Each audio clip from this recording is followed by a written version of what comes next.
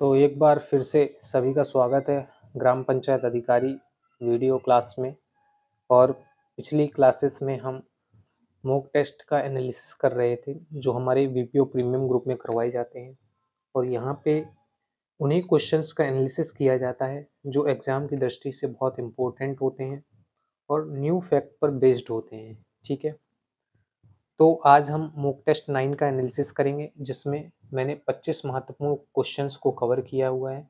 इनके पूरे ऑप्शंस को एनालिसिस करते हुए हम चलेंगे और पीछे के जितने भी मॉक टेस्ट हुए हैं उन 3-4 मॉक टेस्ट के एनालिसिस जिन्होंने नहीं देखे हैं वो पहले वो वीडियो भी देख सकते हैं और बाद में इसको देख लें। अब हम आज स्टार्ट करते हैं अपनी क्लास को और आज की क्लास का पहला क्वेश्चन हम देखते हैं।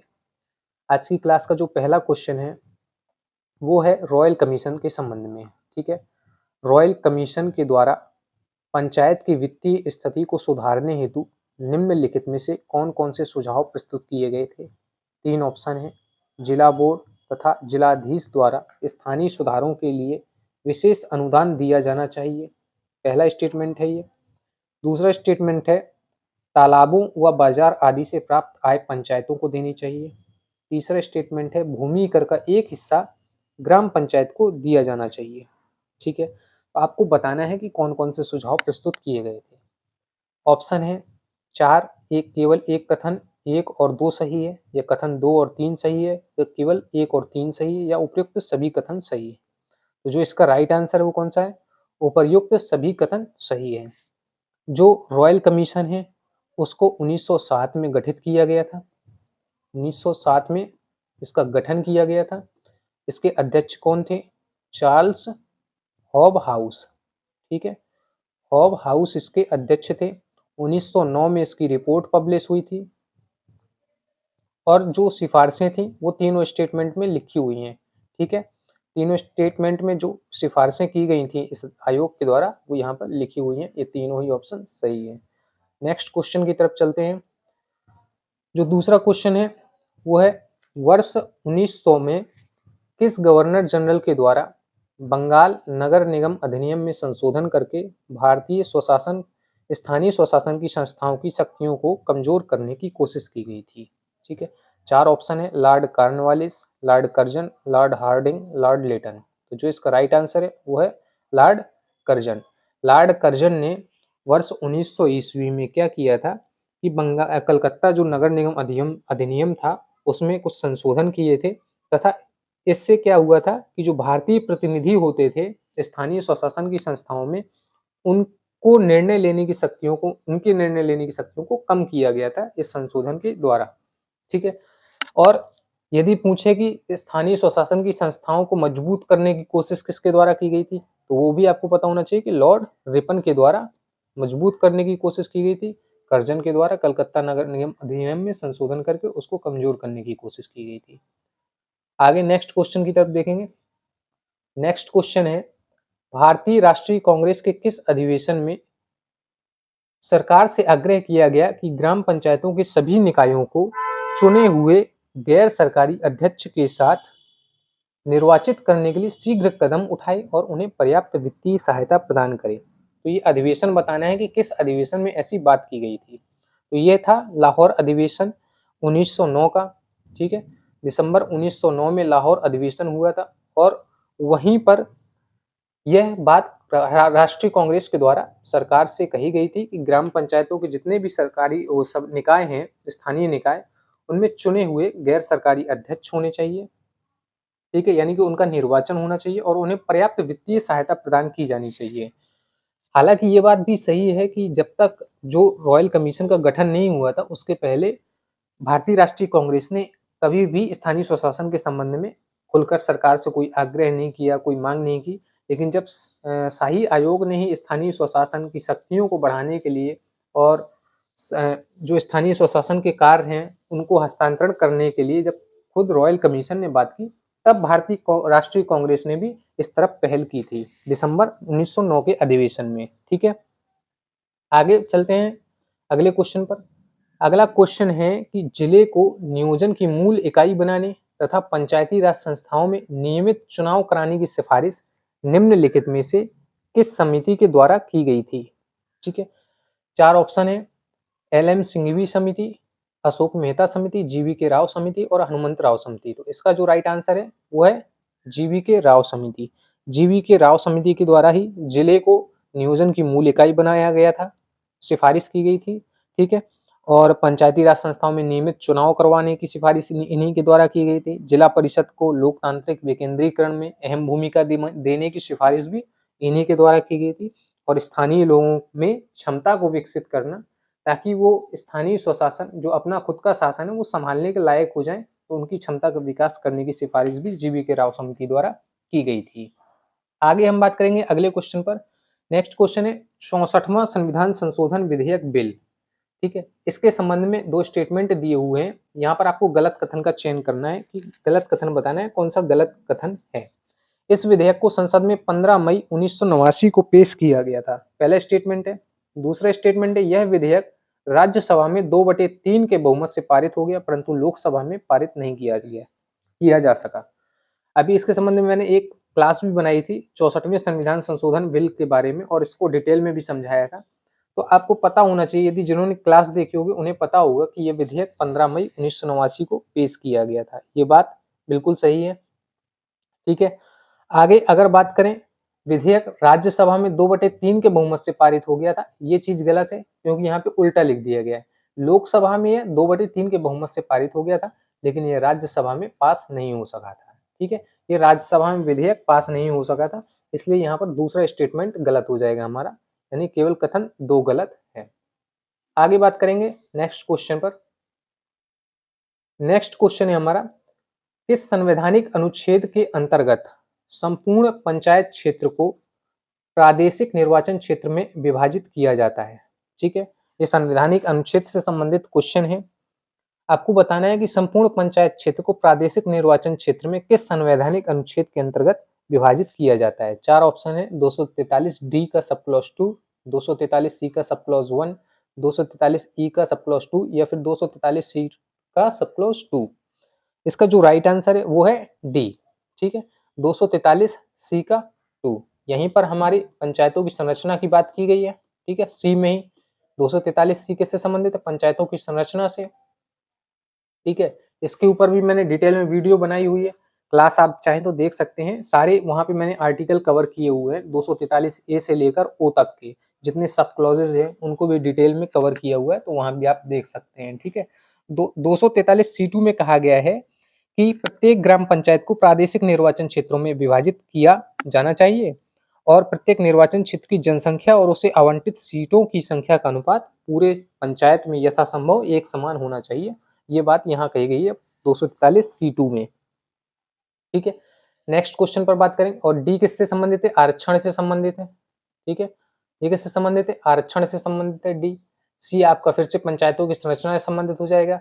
ये आपका कार्यकाल से संबंधित हो जाएगा, जो पंचायतों का कार्यकाल है वो 5 वर्ष निर्धारित किया गया है, ठीक है। आगे हम बात करेंगे नेक्स्ट क्वेश्चन पर। नेक्स्ट क्वेश्चन है हमारा, निम्न में से कौन सा एक पंचायत की सदस्यता के लिए अयोग्यता सिद्ध करता है? यानी कि बताना है अयोग्यता का स्टेटमेंट इन चारों में से कौन सा है जिससे ग्राम पंचायत सदस्यता की अयोग्यता सिद्ध हो जाती है। यदि उसने 21 वर्ष की आयु पूरी कर ली हो, तो यहाँ पे अयोग्य नहीं बल्कि योग्य होगा, ठीक है। ये तो योग्यता है, 21 वर्ष की आयु पूरी कर ले तो वो योग्य हो गया, ठीक है। अब ये अयोग्यता तो है नहीं। नीचे दूसरा स्टेटमेंट पढ़ेंगे, यदि वह किसी पंचायत या न्याय पंचायत का वैतनिक सेवक हो, बिल्कुल ये अयोग्यता है। यदि आप ग्राम पंचायत या न्याय पंचायत के वैतनिक सेवक हैं, मान लीजिए ग्राम पंचायत अधिकारी है, तो वो पंचायत की सदस्यता नहीं ले सकता है, ठीक है। ग्राम पंचायत अधिकारी तो चुनाव लड़ेगा नहीं किसी भी ग्राम पंचायत का, क्योंकि वो वैतनिक सेवक है, तो ये अयोग्यता हो गई। यदि वह किसी भी प्रकार से दिवालिया ना हुआ हो, दिवालिया ना हुआ हो तो ये तो अच्छी बात है ना, ये योग्यता हो गई। यदि दिवालिया हो जाता तो वो अयोग्यता हो जाती। यहाँ पे लिखा हुआ है दिवालिया ना हुआ हो, तो ये कोई अयोग्यता नहीं है। यदि वह नैतिक अधमता के किसी अपराध के लिए दोष सिद्ध न ठहराया गया हो, नहीं ठहराया गया है तो कोई दिक्कत ही नहीं है। फिर अगर ठहरा दिया गया होता तो फिर वो भी एक अयोग्यता हो जाती। और एक अयोग्यता ये होती है कि यूपी एक्सरसाइज एक्ट, ठीक है, यूपी एक्सरसाइज एक्ट 1910 के अंतर्गत यदि आपको 3 माह से अधिक की सजा सुना दी गई है, तब भी आप अयोग्य हो जाएंगे। ठीक है, एक और है essential commodities act, essential commodities act यानी कि आवश्यक वस्तु अधिनियम। ये कब पारित हुआ था? 1955 में। यदि इसके अंतर्गत भी 3 माह से अधिक की सजा दी गई है तो इसमें भी आप अयोग्य हो जाएंगे। ठीक है, आवश्यक वस्तु अधिनियम और यूपी एक्सरसाइज एक्ट, आबकारी अधिनियम। अगले क्वेश्चन पर बात करते हैं। अगला क्वेश्चन है, सही कथन का चयन करना है, सही कथन बताना है कि कौन सा सही कथन है। यहाँ पे 2 स्टेटमेंट दिए हुए हैं। ठीक है, तो भारत के 21 राज्यों और 2 केंद्र शासित प्रदेशों में पंचायतों में महिलाओं के लिए 50% आरक्षण है। आपको बताना है ये सही है या गलत है। दूसरा स्टेटमेंट है, आरक्षण के बाद महिलाओं की राजनीतिक भागीदारी बढ़ी है, महिलाएं उन वार्डों में भी चुनावी सफलता हासिल कर रही हैं जो उनके लिए आरक्षित नहीं है। तो आपको बताना है कि इनमें से कौन कौन से स्टेटमेंट सही हैं। देखिए, स्टेटमेंट दोनों सही है। भारत के 21 राज्य और 2 केंद्र शासित प्रदेशों में पंचायतों में महिलाओं के लिए आरक्षण प्रदान किया गया है, और ये भी बात सही है कि आरक्षण के बाद महिलाओं की राजनीतिक भागीदारी बढ़ी है। यदि हम टोटल भारत में पंचायतों में महिलाओं का हिस्सा देखें तो अभी 46.34 के समथिंग है। ठीक है, जो लास्ट डाटा अभी अपडेटेड हुआ था, जो लास्ट डाटा, उसमें जो इंडिया की पंचायतों में जो महिलाओं की जो हिस्सेदारी थी वो ऑफिशियल तरीके से लगभग 45% के समथिंग, 45.56% के समथिंग थी। ठीक है, लेकिन अभी ऑफिशियल तो निकला नहीं है, लेकिन एक डॉक्यूमेंट में इतना दिया गया है। अभी ऑफिशियल अभी इतना है 45.56 के समथिंग। ठीक है, और यदि आरक्षण के बाद महिलाओं की राजनीतिक भागीदारी बढ़ी है, ये तो बिल्कुल सही है, और महिलाएं उन वार्डों में भी चुनावी सफलता हासिल कर रही हैं जो उनके लिए आरक्षित नहीं है, तो बिल्कुल सही बात है कि जो आरक्षित नहीं है वहां भी चुनाव लड़के महिलाएं हासिल कर रही हैं सफलताएं। अब बात करें यहाँ पे पहला स्टेटमेंट 21 राज्यों में दिया गया है। बिहार जिसमें से पहला राज्य था 50% आरक्षण देने वाला, बिहार प्रथम राज्य था, बिहार प्रथम राज्य था 50% आरक्षण देने वाला। कब दिया था इसने? 2006 में इसने आरक्षण प्रदान किया था। ठीक है, और यदि बात करें कि पहला ऐसा कौन सा राज्य था जिसने 25% आरक्षण दिया था महिलाओं को, ठीक है, तो यहाँ पे कर्नाटक था जिसने महिलाओं के लिए पंचायतों में सीटें आरक्षित की थी। 25% महिलाओं के लिए आरक्षित की थी इसने सीटें, महिलाओं के लिए 25% सीटें आरक्षित की थी, और ये ऐसा पहला राज्य बन गया था।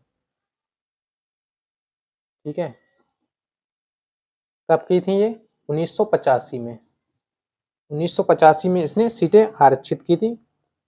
आगे बात करें 21 राज्यों में, तो गुजरात हो गया, केरल हो गया, राजस्थान, मणिपुर, सिक्किम, तेलंगाना, ऐसे कुछ राज्य हैं जिन्होंने 50% आरक्षण दे रखा है।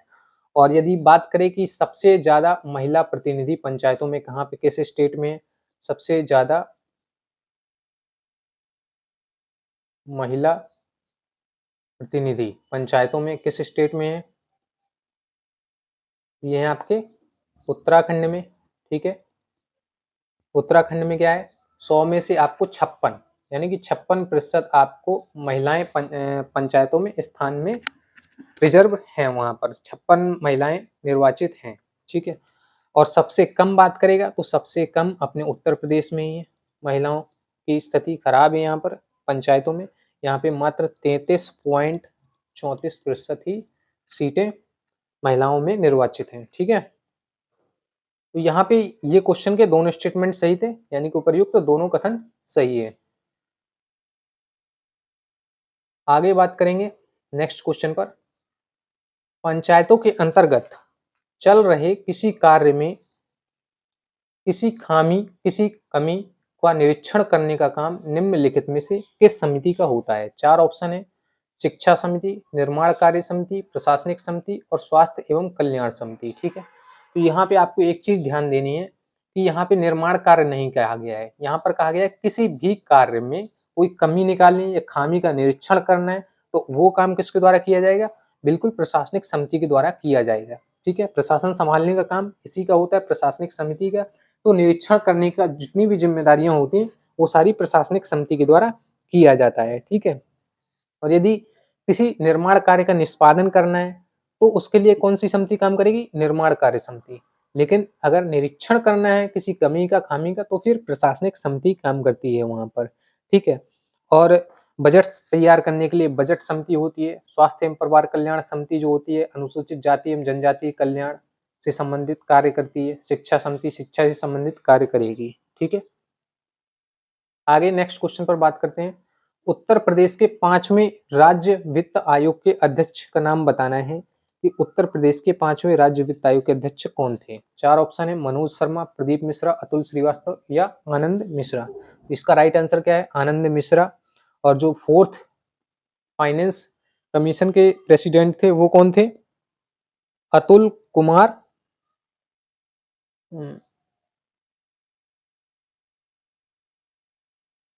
अतुल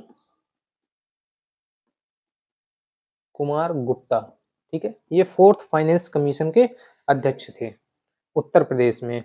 आगे हम नेक्स्ट क्वेश्चन पर बात करेंगे। ग्राम पंचायत के द्वारा भू राजस्व की धनराशि पर कितना अधिकतम कर लगाया जा सकता है? ठीक है, अधिकतम कर बताना है कि कितना लगाया जा सकता है भू राजस्व की धनराशि पर ग्राम पंचायत के द्वारा। 10%, 20% या 25% या फिर 50%। 4 ऑप्शन है, तो जो इसका राइट आंसर है वो है 50%, ठीक है। ग्राम पंचायत अपने अधिकार क्षेत्र में आने वाले किसी भी काश्तकार से भू राजस्व की धनराशि पर 1 रुपए में कम से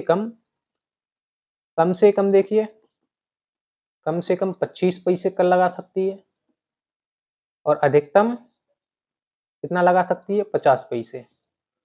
अधिकतम 50 पैसे, ठीक है। अधिकतम 50 पैसे कर लगा सकती है 1 रुपए में और कम से कम 25 पैसे, यानी कि 1/2 से लेकर 1/4 तक का कर लगाया जा सकता है, ठीक है। 1/4 से 1/2 तक। आगे बात करेंगे नेक्स्ट क्वेश्चन में। निम्नलिखित में से सही कथन का चयन करना है। 2 स्टेटमेंट दिए हुए हैं, ठीक है। 12वें केंद्रीय वित्त आयोग से संबंधित ये क्वेश्चन है। पहला स्टेटमेंट है, 12वें केंद्रीय वित्त आयोग की नियुक्ति 1 नवंबर 2002 को हुई थी। इस आयोग के अध्यक्ष भारत के जाने माने अर्थशास्त्री वाई.वी. रेड्डी थे। तो 12वां वित्त आयोग बिल्कुल 1 नवंबर 2002 को गठित हुआ था, तो ये पहला स्टेटमेंट हमारा सही हो गया। लेकिन वाई.वी. रेड्डी इस 12वें वित्त आयोग के अध्यक्ष नहीं थे, ठीक है। 12वें वित्त आयोग के अध्यक्ष कौन थे? सी रंगराजन इस वित्त आयोग के अध्यक्ष थे 12वें के। और जो 14वें के थे वो वाई.वी. रेड्डी थे। ये 14th फाइनेंस कमीशन के थे वाई.वी. रेड्डी, ठीक है। आगे बात करेंगे नेक्स्ट क्वेश्चन पर। तो इसमें ये दूसरा स्टेटमेंट हमारा गलत हो गया, केवल एक सही हो जाएगा। इसका राइट आंसर हो जाएगा केवल एक सही है। आगे बात करेंगे नेक्स्ट क्वेश्चन पर। नेक्स्ट क्वेश्चन है कि ग्राम पंचायतों की विकास योजना का उद्देश्य ग्राम पंचायतों को सामाजिक, आर्थिक एवं डैश विकास की दिशा में प्रगतिशील करना एवं समुदाय को निर्णय लेने में सक्षम बनाना है। तो यहाँ पे आपको बताना है सामाजिक विकास होता है, आर्थिक विकास होता है और कौन सा विकास है जिसकी दिशा में प्रगतिशील करना है पंचायतों की विकास योजना को और समुदाय को निर्णय लेने में सक्षम बनाना है। तो धार्मिक विकास क्यों, राजनीतिक विकास भी नहीं, व्यक्तिक विकास, ये बिल्कुल सही है। यानी कि व्यक्तिक विकास की दिशा में प्रगतिशील करना है समुदाय को और उसे निर्णय लेने में सक्षम बनाना है। ये सीधी लाइन है एक यूपी के पंचायत और विभाग की जो वेबसाइट है वहां पर ये लाइन लिखी हुई है सीधी, वहीं से क्वेश्चन लिया गया था, ठीक है। तो सामाजिक, आर्थिक एवं व्यक्तिक विकास की दिशा में प्रगतिशील करना है और समुदाय को निर्णय लेने में सक्षम बनाना है, ये उद्देश्य है ग्राम पंचायतों की विकास योजना का। आगे हम बात करेंगे नेक्स्ट क्वेश्चन पर। नेक्स्ट क्वेश्चन है, स्थानीय सरकारों के माध्यम से स्वास्थ्य अनुदान के लिए 15वें केंद्रीय वित्त आयोग द्वारा कितनी धनराशि की अनुशंसा की गई थी, ठीक है। ये बताना है आपको कि स्थानीय सरकारों के माध्यम से स्वास्थ्य अनुदान के लिए 15वें केंद्रीय वित्त आयोग द्वारा कितनी धनराशि की अनुशंसा की गई थी। यहाँ पे 4 ऑप्शन है, 54,789 करोड़, 4589 करोड़ या 70,051 करोड़ या 1 लाख करोड़ रुपए, ठीक है। तो जो इसका राइट आंसर है वो है 70,051 करोड़ रुपए की अनुशंसा की गई थी स्वास्थ्य अनुदान के लिए। ठीक है, टोटल जो अगर टोटल की बात करेंगे हम 15वें केंद्रीय वित्त आयोग द्वारा सामान्य निधि जो दी गई थी वो थी 4.36 लाख करोड़ रुपए। ठीक है, इतनी धनराशि की अनुशंसा की गई थी। ठीक है, और इसी में से ही एक हिस्सा किसका था? प्रदर्शन अनुदान का था। इसी में से एक हिस्सा प्रदर्शन अनुदान से भी जुड़ा हुआ था। ठीक है, अगर हम इस धनराशि की बात करें 4.36 लाख करोड़ रुपए की बात करें, अगर इसका बंटवारा करें तो स्थानीय निकायों के लिए कितना था? स्थानीय निकायों के लिए था 2.4 लाख करोड़। ठीक है, ग्रामीण स्थानीय निकायों के लिए, यानी कि ग्रामीण पंचायतें जो ग्राम पंचायत, क्षेत्र पंचायत, जिला पंचायत के लिए, और शहरी पंचायतों के लिए कितना था? 1.2 लाख करोड़, ये था शहरी के लिए। और स्वास्थ्य अनुदान, ये तीसरा पोर्शन था इसका, स्वास्थ्य अनुदान के लिए तीसरे भाग में 70,051 करोड़ रुपए यहाँ पर वितरित किए जाने थे। ठीक है, ये 3 पोर्शन में इसको डिवाइड करके भी हमने देख लिया। आगे बात करेंगे नेक्स्ट क्वेश्चन पर। नेक्स्ट क्वेश्चन है, उत्तर प्रदेश में पंचायतों के सशक्तिकरण के लिए कौन कौन से कदम उठाए गए हैं? ठीक है, यहाँ पर 3 ऑप्शन है, 4 ऑप्शन है। पंडित दीनदयाल उपाध्याय पंचायत सशक्तिकरण पुरस्कार, मुख्यमंत्री पंचायत प्रोत्साहन पुरस्कार योजना, या प्रशिक्षण के जरिए पंचायतों को जागरूक करना, या फिर उपर्युक्त सभी। तो इसका बिल्कुल राइट आंसर कौन सा हो जाएगा? उपर्युक्त सभी, यानी कि ये तीनों ही कदम उठाए गए हैं उत्तर प्रदेश की पंचायतों के सशक्तिकरण के लिए। यानी ये पंचायत सशक्तिकरण पुरस्कार भी दिया जा रहा है, मुख्यमंत्री पंचायत प्रोत्साहन पुरस्कार भी प्रदान किए जा रहे हैं, और प्रशिक्षण के जरिए पंचायतों को जागरूक भी किया जा रहा है। ठीक है, आगे हम नेक्स्ट क्वेश्चन पर बात करेंगे। आपको बताना है निम्नलिखित में से सही कथन। 2 स्टेटमेंट दिए हैं, दोनों स्टेटमेंट को पढ़ के आपको बताना है कि सही स्टेटमेंट कौन सा है। पहला स्टेटमेंट है, कॉमन सर्विस सेंटर की शुरुआत साल 2006 में राष्ट्रीय ई गवर्नेंस योजना के तहत हुई थी। और दूसरा स्टेटमेंट है, अगस्त 2017 में भारत सरकार ने CSC 2.0 योजना शुरू की थी। इसका मकसद भारत की सभी 2.5 लाख ग्राम पंचायतों में CSC का नेटवर्क बढ़ाना था।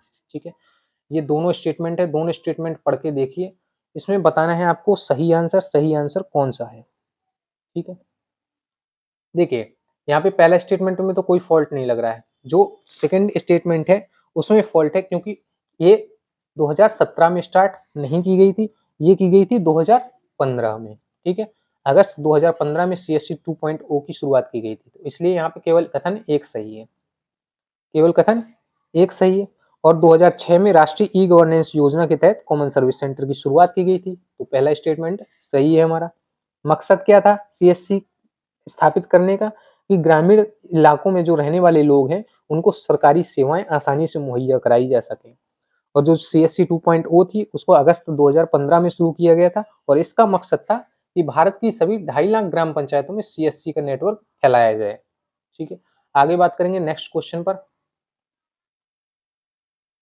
नेक्स्ट क्वेश्चन है, 7 सितंबर 2020 को राष्ट्रीय उपभोक्ता निवारण आयोग द्वारा शुरू किया गया एक उपभोक्ता शिकायत निवारण पोर्टल निम्नलिखित में से कौन सा है? बताना है, ये 4 ऑप्शन है, ई कंप्लेंट, ई दाखिल, ई योजना, या फिर ई इंडिया। ठीक है, 7 सितंबर 2020 को राष्ट्रीय उपभोक्ता निवारण आयोग द्वारा शुरू किया गया था, और यह एक उपभोक्ता शिकायत निवारण पोर्टल है। तो कौन सा है वो शिकायत निवारण पोर्टल? ई दाखिल। ठीक है, ई दाखिल।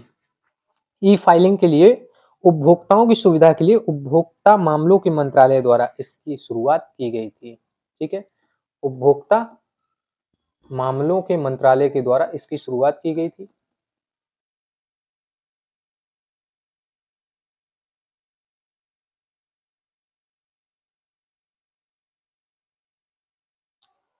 और बात करें तो ई दाखिल है जो 7 सितंबर 2020 को राष्ट्रीय उपभोक्ता निवारण आयोग द्वारा शुरू किया गया उपभोक्ता शिकायत निवारण पोर्टल था।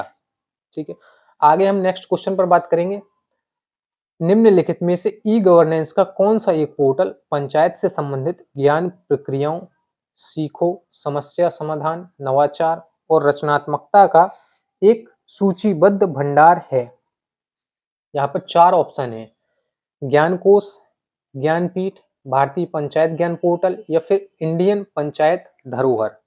आपको बताना है कि कौन सा पोर्टल पंचायतों से संबंधित ज्ञान प्रक्रिया, समस्या समाधान, नवाचार और रचनात्मकता को लिस्ट करता है। वहां पर सारी चीजें एक साथ प्रदान करता है। जो पंचायतों से संबंधित ज्ञान को बढ़ाना चाहते हैं, उससे संबंधित नवाचारों को पढ़ना चाहते हैं, उनसे संबंधित क्रिएटिविटी को पढ़ना चाहते हैं, तो उसके लिए ये पोर्टल है। तो आपको बताना है कि क्या नाम है उस पोर्टल का। इसका जो राइट आंसर है वो है भारतीय पंचायत ज्ञान पोर्टल। ठीक है, भारतीय पंचायत ज्ञान पोर्टल, इसको हम कह सकते हैं Indian panchayat knowledge portal, IPKP। ठीक है, पंचायतों से संबंधित ज्ञान प्रक्रियाओं, ज्ञान, सीखो, समस्या समाधान, नवाचार और रचनात्मकता का एक सूचीबद्ध भंडार होता है इसमें, जो राज्य अन्य हितधारकों द्वारा विभिन्न उपयोगों के लिए इसका उपयोग किया जा सकता है। राज्य के द्वारा भी इसका उपयोग किया जाता है। ठीक है, और भी कोई हितधारक है, ठीक है, कोई काम कर रहा है इससे संबंधित, पंचायतों से संबंधित कोई डॉक्यूमेंट्री बना रहा है, तो इसका उपयोग किया जा सकता है। ठीक है, ये भारतीय पंचायत ज्ञान पोर्टल है। आगे बात करेंगे नेक्स्ट क्वेश्चन पर। नेक्स्ट क्वेश्चन है कि एक स्कूल शौचालय इकाई की लागत 20,000 रुपए तक निर्धारित है, जिसमें से पंचायत को कितने रुपए अनुष्ठान देना होता है, यानी कि अपनी तरफ से कितना रुपए उसे लगाना होता है इस 20,000 रुपए की राशि में से। तो 10% 20,000 का 10% यानी कि कितना हो जाएगा, 2,000 रुपए, 2,000 रुपए हो जाएगा यहाँ पर। तो 2,000 रुपए यहाँ पे खुद से सहायता देनी होती है उसको, पंचायत को। यदि 20,000 रुपए निर्धारित है शौचालय इकाई की लागत। ठीक है, आगे बात करेंगे नेक्स्ट क्वेश्चन पर। नेक्स्ट क्वेश्चन है, निम्नलिखित में से गलत कथन का चयन करें। गलत कथन बताना है कि कौन सा गलत कथन है इसमें से। पहला है, भूमि प्रबंधन समिति का अध्यक्ष है जो, वो ग्राम पंचायत अधिकारी होता है। भूमि प्रबंधन समिति का अध्यक्ष ग्राम पंचायत अधिकारी होता है। दूसरा स्टेटमेंट है, ग्राम पंचायत अधिकारी की नियुक्ति ग्राम पंचायत अधिनियम 1947 की धारा 35 का के अंतर्गत की जाती है। आपको गलत कथन बताना है कि कौन सा कथन गलत है। देखिए, भूमि प्रबंधन समिति का अध्यक्ष ग्राम पंचायत अधिकारी नहीं होता है, इसका जो अध्यक्ष होता है वो होता है ग्राम प्रधान। ठीक है, ग्राम प्रधान इसका अध्यक्ष होता है, और जो इसकी नियुक्ति की जाती है वो 35 का के अंतर्गत नहीं बल्कि 25 का के अंतर्गत की जाती है। ठीक है, 25 का के अंतर्गत ग्राम पंचायत अधिकारी या सचिव की नियुक्ति की जाती है। जो भूमि प्रबंधन समिति का अध्यक्ष होता है वो कौन होता है, ग्राम प्रधान होता है। तो ये दोनों ही स्टेटमेंट गलत है, यानी कि उपर्युक्त दोनों कथन गलत हैं। आगे हम बात करेंगे नेक्स्ट क्वेश्चन पर।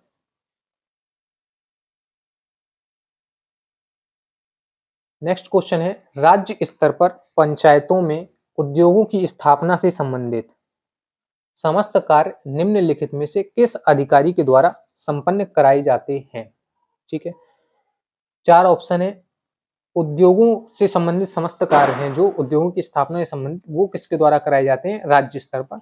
अपर निदेशक पंचायती राज या संयुक्त निदेशक पंचायती राज, निदेशक पंचायती राज या उप निदेशक पंचायती राज।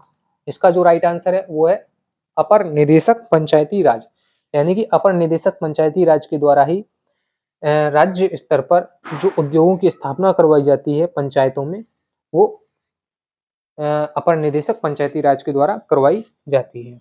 ठीक है, और यही इस चीज के लिए जिम्मेदार होता है, जितने भी डॉक्यूमेंटेशन के सारे कार्य होंगे राज्य स्तर पर पंचायतों के, वो सारे अपर निदेशक पंचायती राज के द्वारा कवर किए जाते हैं। आगे बात करेंगे नेक्स्ट क्वेश्चन पर।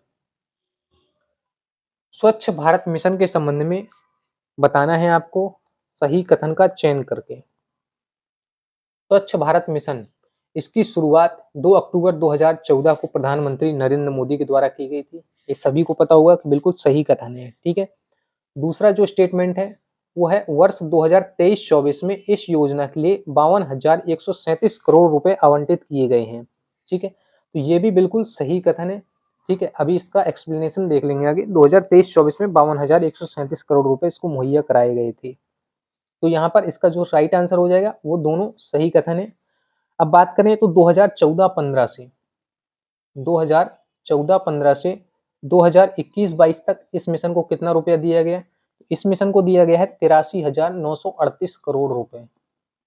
ठीक है, इस मिशन को इतना रुपया मुहैया कराया गया है। और वर्ष 2023-24 की बात करेगा तो यहाँ पर कितना रुपए प्रदान किया गया? 52,137 करोड़ रुपए इसको आवंटित किया गया है। आगे बात करें और तो स्वच्छ भारत मिशन ग्रामीण के अंतर्गत देश ने एक और बड़ी उपलब्धि हासिल की है। अब देश के कुल गांवों में से आधे गांवों ने मिशन के दूसरे चरण के अंतर्गत खुले में शौच मुक्त का दर्जा हासिल कर लिया है। ठीक है, नेक्स्ट क्वेश्चन पर बात करेंगे। संशोधित राष्ट्रीय ग्राम स्वराज अभियान, संशोधित राष्ट्रीय ग्राम स्वराज अभियान के अंतर्गत पंचायत कर्मचारियों का रिफ्रेशर परीक्षण कितने समय के अंतर्गत सुनिश्चित किया जाता है? रिफ्रेशर परीक्षण की बात करेगा तो 2 वर्ष, अगर न्यू प्रशिक्षण या न्यू ट्रेनिंग की बात करेगा तो कितना? 6 माह। न्यू ट्रेनिंग की बात करेगा तो 6 माह के अंतर्गत न्यू ट्रेनिंग देनी होती है और रिफ्रेशर प्रशिक्षण 2 वर्ष के अंतर्गत कंप्लीट करना होता है। नेक्स्ट क्वेश्चन पर बात करेंगे। नेक्स्ट क्वेश्चन है उत्तर प्रदेश आत्मनिर्भरता कृषक समन्वित विकास योजना, इसके अंतर्गत कितने रुपए का बजट तय किया गया था? ठीक है, तो इसके अंतर्गत कितने रुपए का बजट तय किया गया था? 12,000 करोड़ रुपए का बजट तय किया गया था।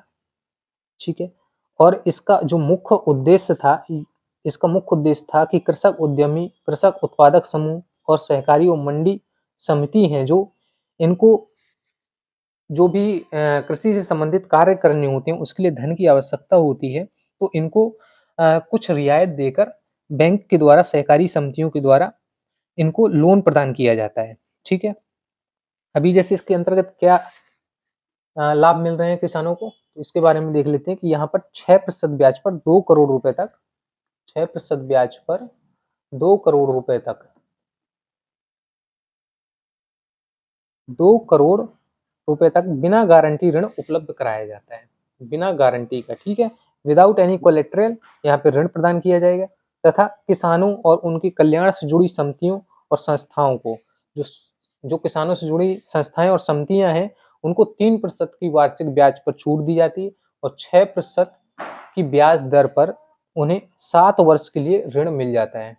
ठीक है, 7 वर्ष के लिए ऋण दिया जाता है। ये आप 2 करोड़ रुपए तक का लोन ले सकते हैं। 12,000 करोड़ रुपए का टोटल इसका बजट रखा गया था। ठीक है, ये है उत्तर प्रदेश आत्मनिर्भरता कृषक समन्वित विकास योजना। आगे हम बात करेंगे नेक्स्ट क्वेश्चन पर। तो नेक्स्ट क्वेश्चन है उत्तर प्रदेश मिलेट्स पुनरुद्धार कार्यक्रम को किस वर्ष तक संचालित किया जाना प्रस्तावित है? तो यह योजना प्रस्तावित की गई है 2026-27 तक के लिए। 2022-23 में इसका प्रारंभ किया गया था। चलेगी कब तक? 2026-27 तक। 2026-27 तक यह योजना जारी रहेगी। ठीक है, और 5 वर्षों की अवधि में 5 वर्षों की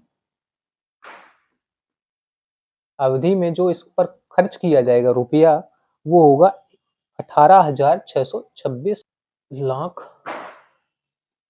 रुपए। ठीक है, इतना रुपया इस पर खर्च किया जाना है 5 वर्षों की अवधि में। तो ये थे आज के कुछ क्वेश्चन जो आज हमने यहाँ पर कवर किए हैं।